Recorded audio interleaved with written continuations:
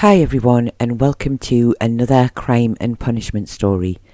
This week I am covering the story of Ernest Dorset and the murder of Alice Caddick, which took place in Blyth in 1916.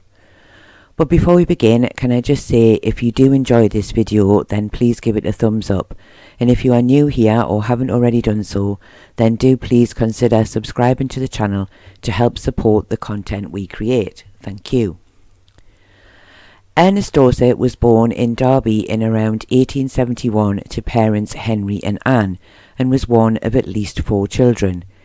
He was a soldier in the Durham Light Infantry, and based on his army records, it seems he had originally joined up in 1914. However, he had served in the army prior to this, but had been discharged when his service time had ended. He was described as being around 5 foot 8 inches tall, with brown hair and brown eyes. In December of 1916 he had been stationed in Blyth for around 3 weeks. He had never been married, but had arrived in Blyth with a lady by the name of Alice Caddick, who he had described as being his wife. Alice Caddick, the victim, was born in Derby in around 1886 to parents Frank and Harriet, and had at least one sister. She had married Alfred Caddick in 1906 in Derby, and by 1911 the couple had at least 3 children together. By 1916 it was said that the marriage was not going well, and the couple agreed to separate.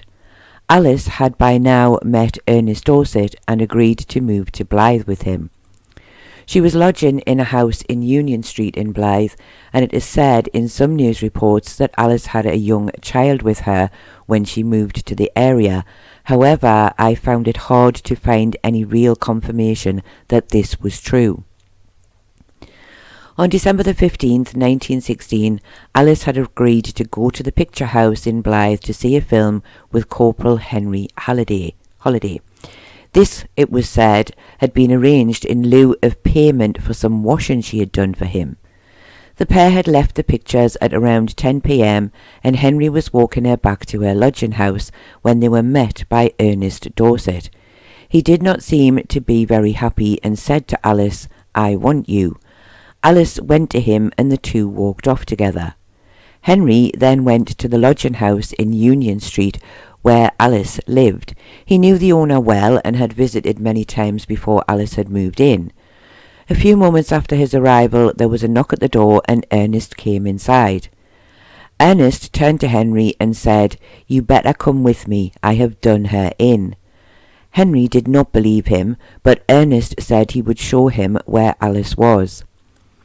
Ernest led him to the Co-op in Blyth, and although Henry could see signs of blood on the ground, it was very dark and he could not see a body.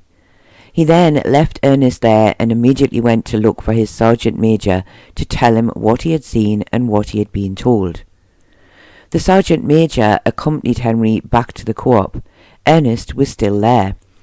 On tracing the blood on the ground, the sergeant major struck a match, and there for all to see was the body of Alice Caddick lying on the ground in a pool of blood. It was clear to see that her throat had been cut and that she was dead. Henry Holiday stayed with the body of Alice while the sergeant major took Ernest to Blyth police station. He did not seem to have any objections to being taken there and did not try to run away. PC Walker and Dr. Johnson went to the scene of the crime. Dr. Johnson examined the body of Alice Caddick and was certain that her cause of death had been blood loss due to the wound to her throat. She was then taken to the mortuary. PC Walker found a blood-stained razor on the ground close to the body of Alice Caddick. The inquest was held at the Blyth Police Courts in front of Coroner Rutherford. Alfred Caddick said that he lived in Derby and that he had travelled to Blyth for the purpose of identifying the body, which he said was that of his wife Alice, who was 33 years of age. He said they had married some 11 years ago, but had recently separated by mutual agreement, and that he had not seen her again until viewing her body. Henry Holiday said he had gone to the home of Mr. Wright in Union Street in Blyth on the day of the murder. He said he knew Mr. Wright well and that his wife often did his washing for him. But she had been away from home at the time, so Alice, who he had known for around 3 weeks, had offered to do it. She had refused to take any payment for it, so he had offered to take her to the pictures that night, which she had accepted. He said they had gone to the picture house in Blyth so that he would be able to return to his billet by the 10:30 p.m. curfew. On leaving after the film, Ernest Dorset had met them outside and asked Alice to go with him. He had then left them and returned to Union Street. He said that when Ernest told him he had done for Alice, he did not believe him and had told him not to be a fool, but Ernest had insisted he had killed her, so he had followed him to the co-op. He had seen quite a lot of blood but had not been able to see Alice. He had reported to his sergeant major, who had returned with him to the scene, and he had been the one to find the body. He claimed that when the sergeant major had struck the match, Ernest had said, "Oh, there she is." He had waited with the body of Alice until the police and the doctor arrived. When asked, he said he had not waited around when Ernest came looking for Alice, as he did not believe their conversation was any business of his. Sergeant Major Oliver said that Henry Holliday had come to him on the night of the murder and told him that Ernest Dorset had claimed to have killed his wife. He had immediately gone back to the co-op in the Croft Road area, which is the back of the co-op, where he had found Ernest standing. He had asked him if it was true that he had cut his wife's throat, and he said Ernest had replied by simply saying yes. He then described following the trail of blood and finding the lifeless body of Alice Caddick. After this, he said he had escorted Ernest to Blyth police station and reported the crime. Superintendent Irvin said before he had been charged, Ernest had made a statement. He said he had claimed to have found his wife and Henry in a compromising position a few days before the murder, and that she had promised not to see or speak to him again after that. He had gone on to say that he had been suspicious on the night of the murder and had called at Union Street and found that Alice was not there, so he had gone looking for her. He had found both Alice and Henry walking from the picture house arm in arm. Superintendent Irvin said Ernest had gone on to say that he had called Alice to him and taken her to the back of the co-op where he had cut her throat. He said that once he had been formally charged with the murder, Ernest had made no further comments. John Wright said he was a shoemaker living in Union Street in Blyth. He said Alice had moved into his home some 3 weeks before the murder. He had been of the opinion that Ernest was her husband, and he had visited her every night. He said he had known Henry Holliday for some time and had never seen any intimacy between him and Alice Caddick. He also claimed that the razor shown at the inquest was very like the one Ernest carried with him. Dr. Johnson said he had performed the post-mortem on the body of Alice Caddick. He said she had a 4-inch wound to her throat which had severed the windpipe and cut the large blood vessels. Her death had been caused by blood loss from this cut. He said it had been a very violent attack. The jury at the inquest retired for only a few moments before returning a verdict of guilty of willful murder against Ernest Dorset, and he was committed for trial. I did not find any details of a funeral for Alice Caddick. Although this is only my thoughts, I did wonder if her family would have taken her back to her hometown in Derby. The trial took place at the Moot Hall in Newcastle upon Tyne in February of 1917 before Mr. Justice McCarty. Ernest pleaded not guilty to the charge of murder.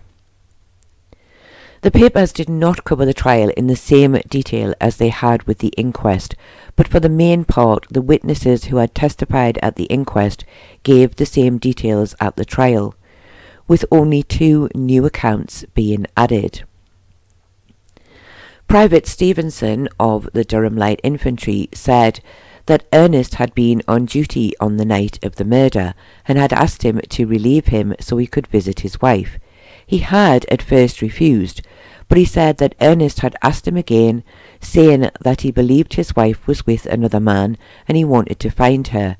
So this time he agreed, and this allowed Ernest to go and look for Alice. Henry Holliday gave the same evidence as he had done at the trial. However, Ernest was able to question him, and he asked him if it was not true that he had kissed Alice a few days before the murder, and did he think it was right to kiss another man's wife. Henry stated very clearly that he had not kissed Alice, they were just friends and nothing more. Ernest gave evidence on his own behalf. He stated he had joined the army when he was just 20 years old, and he had completed his service. He had rejoined when war had broken out. He had known Alice since she had been a child, and when he had recently returned to his hometown, he had found her destitute after her husband had deserted her, and she had also claimed that her husband had ill-treated her. He had always liked her, and his feelings for her resurfaced, so he suggested that they live together, and she had agreed. Shortly after this they had moved to Blyth. He said she was not his wife, though he had allowed people to believe that she was. He had found lodgings for Alice in Union Street, and at first things had been fine, and he had visited her every night. He loved her very much, but he felt she was not the same woman as when they had first moved to Blyth, and did not seem to love him in the same way. He had recently found Alice in a compromising position with Henry Holliday at the house in Union Street. He had kissed her, and Alice had told him that Henry had done this twice before. He said she had promised him it would not happen again, and that she would stay away from Henry. But he did not believe her, wondering where she was when he was not with her. And when he had found Alice and Henry again on the night of the murder, he said he had asked her to give up Henry for good, but she had refused, telling him that she no longer wished to live with him. He had been very upset at this, and he stated it was after she had said this that he must have cut her throat in a jealous rage, but he could not remember doing so. When asked, he stated he had already felt insanely jealous when he had found Alice with Henry outside the picture house, but worse still when she had refused to give him up.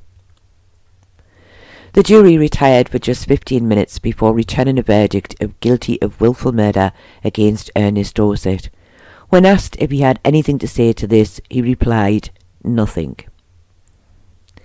The judge stated that the jury had found him guilty of murder and that he agreed with their verdict. He then sentenced Ernest to death by hanging, and that his remains would be buried within the grounds of Newcastle Prison. Ernest was quietly taken from the dock and returned to the prison to await his fate. The execution date was set for March the 13th, 1917. As was often the case, a petition would be started to commute the sentence to one of penal servitude for life. However, the newspapers of the time did not fully cover the story, so the reasons were unknown. But it is known that it was believed the crime was committed in a moment of madness brought on by jealousy, which was often viewed as the prisoner not being in their right mind at the time they committed the murder, so this may have been used as a cause to commute the sentence. Just before the execution date, information was received that the sentence would indeed be commuted to penal servitude for life, and Ernest Dorset was sent to Maidstone Prison in Kent. However, this was not the end of the story. In 1930, after serving around 14 years for the murder of Alice Caddick, Ernest Dorset, at the age of around 59 years old, was released from prison. It was said he had been a model prisoner and had gained, in the words of the paper, all the remission possible. Outside of the prison he was met by his brother Harry, who was said had offered him a place to live. Ernest gave a brief interview at the time where he stated, "I have not made any plans yet, but I hope to gain back some of the things I lost. 14 years is a long time. It is like starting my life all over again. Apart from my brother and the Discharged Prisoners Aid Group, I have not a friend in the world." I did not find any further information after this, but it does appear that he died in 1955 at the age of 84. This was another strange story. It was clear from the evidence given by Ernest at the trial that he had been interested in Alice before her marriage, and when he found her needing help, he was more than happy to take her on and call her his wife. But perhaps Alice was not as keen as he was, and was only happy to take his help as a way out of the bad situation she found herself in after leaving her husband. And when she had met Henry, she realised it was him that she wanted. Even though Henry denied anything was going on between the two of them, Alice had said things to Ernest that suggested she saw things differently to Henry and felt they were a couple. Sadly, this led to Ernest down the road of extreme jealousy and sadly to the murder of Alice Caddick. Was the sentence the right one? Well, based on the evidence and the violence of the crime, I believe the jury were right to find him guilty of murder, and that the sentence of death was also the correct one. And I do feel that when this was commuted, he should have remained in prison until his death and not released a short time later for so-called good behaviour. But what do you think? Did Alice lead him on and just to get out of the poverty she found herself in? Did Ernest simply snap and kill her in a fit of insane jealousy? Do you think Ernest should have been hanged? And do you think it was right that he was released from prison around 14 years after the murder? Do let me know your thoughts in the comments below. I do hope that you have found this sad and tragic story interesting, and I do thank you all very much for watching, and I do hope to see you all again very soon.